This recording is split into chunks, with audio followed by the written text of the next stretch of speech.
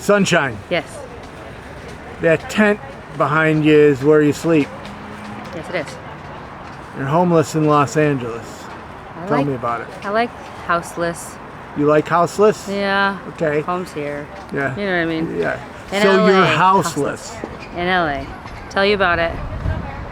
Well, I'm from Utah. I came here 4 months ago. I was on a road trip of self-discovery, looking to be an entrepreneur, just passing through, and a series of events caused me to be here. And I've been here for about 4 months. Before this, I had lived in Salt Lake City, you know where I'm from, in the park there for about 2 months. Pioneer Park? Liberty Park. Liberty Park? Mm-hmm.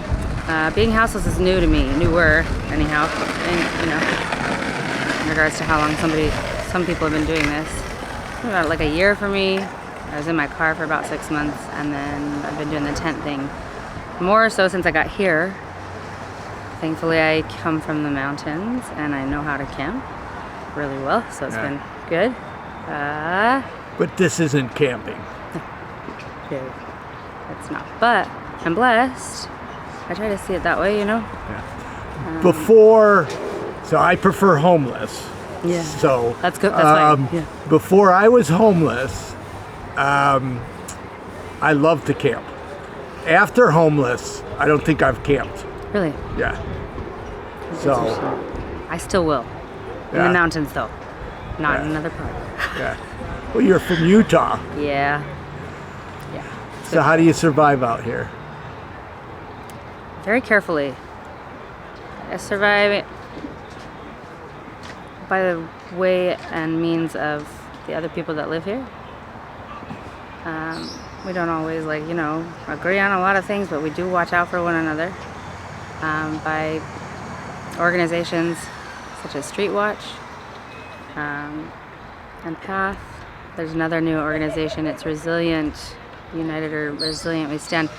These people really are out here to help us. And I actually have a part to play in housing the homeless. The plan is waiting for me back in Utah. So, you know, once I get back there, God willing, whenever that might be. Yeah. I was going to ask. Get going on that. What's your future like? So you're trying to get back? I'm not forcing it anymore like I was for the first like month and a half, 2 months. I would like to go home, yeah. I'm a 16-year-old boy that I miss very much. But I have big goals, I have big aspirations, and one of them is to house the homeless. And I have, you know, a structured plan. If you prefer unhoused, I was just saying for me when I was going to talk about myself. So for you, we'll say unhoused, and for me, we'll say homeless. Because that's, I believe everybody should be called. I have a friend that likes roofless, and I call him roofless. Yeah. I've been working on a plan for about 3 or 4 years in order to build homes for the homeless. And I do believe, honestly, that God wanted me to experience actually being homeless so that I can, you know what I mean? Yeah. This is how I see this.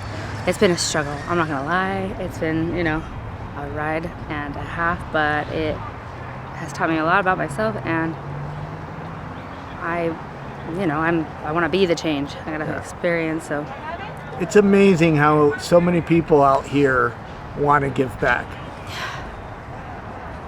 You know? Yes. And are you okay? Yeah, I'm just emotional about it because it's something I'm very, very, very passionate about and have been for a long time, and it has been hard here. I'm from Utah, a small town in Utah, where I'm in the mountains a lot. It's just me and my son. I'm very zen. It's very, very, very peaceful. LA has its own peace. It's been hard. It has been hard, you know? Like, I have a vehicle, but I don't want to, you know, speak ill on anybody, you know, or the situation, but it's... Well, what always amazes me is these communities, you know, have the same drama that the suburbs or Beverly Hills or an apartment complex, and probably less drama than our Congress. I'm You know, I don't disagree. You got neighbors, and sometimes you get along, and sometimes you don't, and that's humans. Whether you're living in tents in a park or in the suburbs. I mean, here you have added stressors. Very much. At the same time, though, you know, we do always come back together. All of us here at the park, we really do. When one of us is down, the rest of us, you know, assist. Yeah. You know, when one of us needs a cigarette. Do you know what I mean? And nobody has one. You know, we all go around trying to, you know, figure out how to help that person.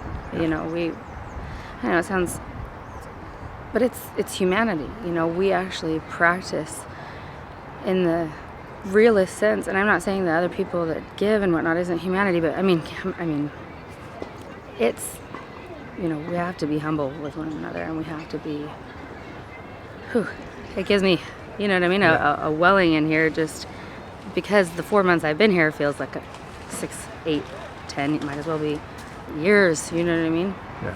Just because. Well, one of the reasons why I believe I'm drawn to unhoused homeless people is there's this amazing tolerance.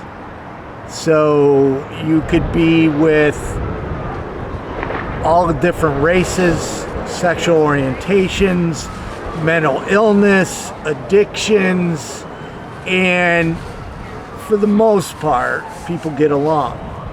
Where if you go into an executive boardroom, it's normally, you know, white people that are arguing with each other and have like little tolerance for their neighbors. You know, here people give grace, and you know, in society, the humanity. So that's the humanity I think society could learn from unhoused homeless people.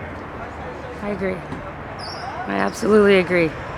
So with the Jets, we're going to have to, the lovely about filming near LAX is the, you got jets and you have wind. Yes. So I don't know how the wind's coming out. But it's they lull me to sleep now. At first, when I first got here, I couldn't sleep because of all the loudness, but you know, it's comfortable now. Yeah. Now, I know that when I do make my venture from here back to Utah to, you know, do what I need to do to move forward, and again, by the God's will, honestly, because I am just following the Lord and doing what He asked me and what He wants me to be doing, that I'm gonna miss this place. Do you know what I mean? Like, I do. This is my community. Yeah. I miss homelessness in a way. Yeah. But, you know, it was a season. It was an exceptionally long season for me. So hopefully it's a short season for you. How long, can I ask you? Oh, yeah. I lived in a homeless shelter for 7 effing years. I'm like 6, 7 months in. Right. We're gonna be all I had to add the effing. I know, I loved it. Because it was a faith-based shelter to make it even worse. Oh my goodness So, gracious. you know. Like religion. Yeah. Not just spirit, but like religious. Yeah. Wow. Forced Bible study twice a day. Wow. Forced prayer, forced church. 7 years. What? And, you know, there was some good to it, too. But you know what? You know why I'm sober today? It's because I'm never going to live in a homeless shelter. Oh my gosh, yeah. You know what I mean? Ever again. So. I'm actually reading the Bible for the first time in my life. Oh. I just started like 3 months ago, you know? Oh. It's a pretty good book. Well, you know, it's interesting also. So many Christians believe homeless people are heathens and they got to come save you. Where most homeless people have to have Jesus and spirituality and faith just to survive. You guys already know Jesus. It's the church that, oh, you're going to get me going. It's the church that needs to learn, you know, I say it like this. Homeless people don't need to say a prayer. They need Christians to start being an answer to prayers. If I may, I was atheist until about 2 years ago. I didn't believe in much, you know, other than what I could, you know, see in the physical and experience in the physical. And then I said a prayer with my father on the phone. I was just having a hard go at life, and I remembered, God, and I do claim Christ as my Savior.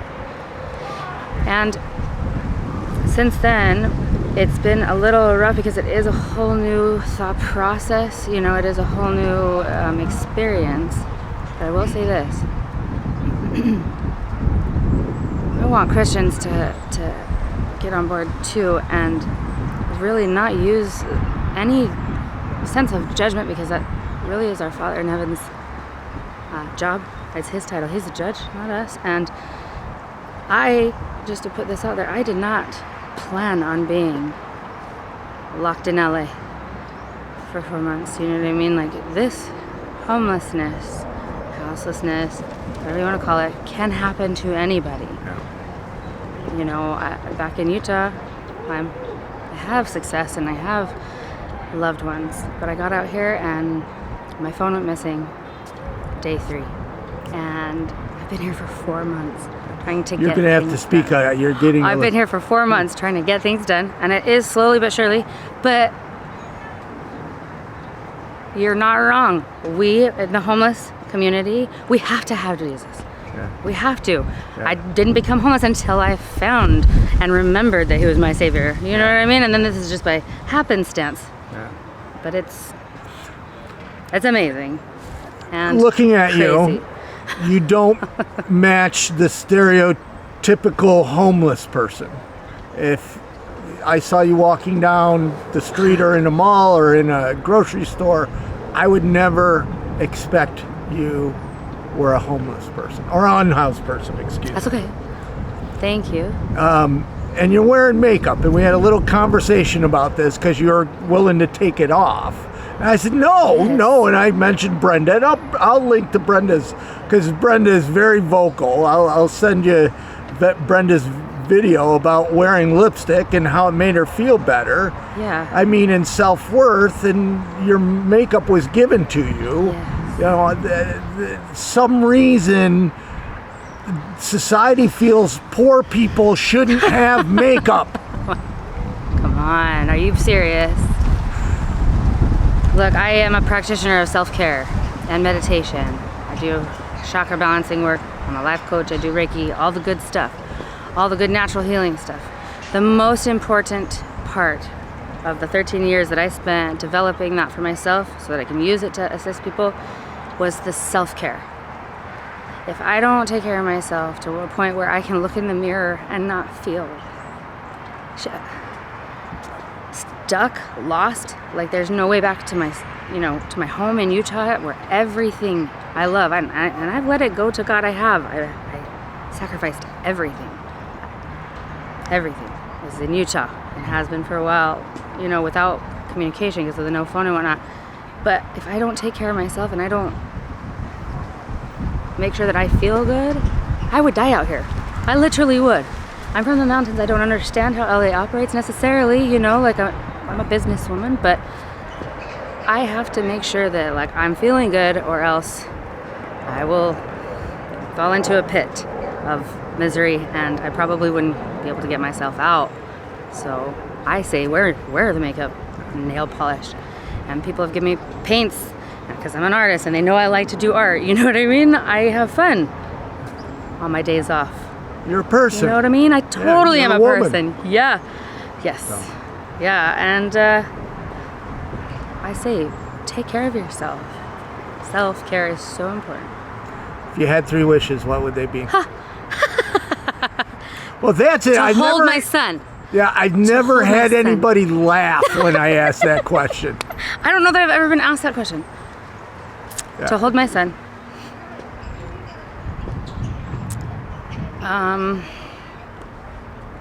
To remove fear from the earth, to be completely honest. And I want a house. Those are my 3 wishes. Great wishes. Thank you. Right when a plane takes off. Welcome to LAX. I am getting used to the LA streets. I am. Yeah. It's crazy compared to where I'm from. Yeah. Small town. It's okay. I like Salt Lake. I love Salt Lake. I need to get back there. And let me correct myself. Not crazy. Just faster and different. Well, thank you very much for talking to me. Thanks. Yeah, no worries. Thank you. It was good to meet you. Appreciate it.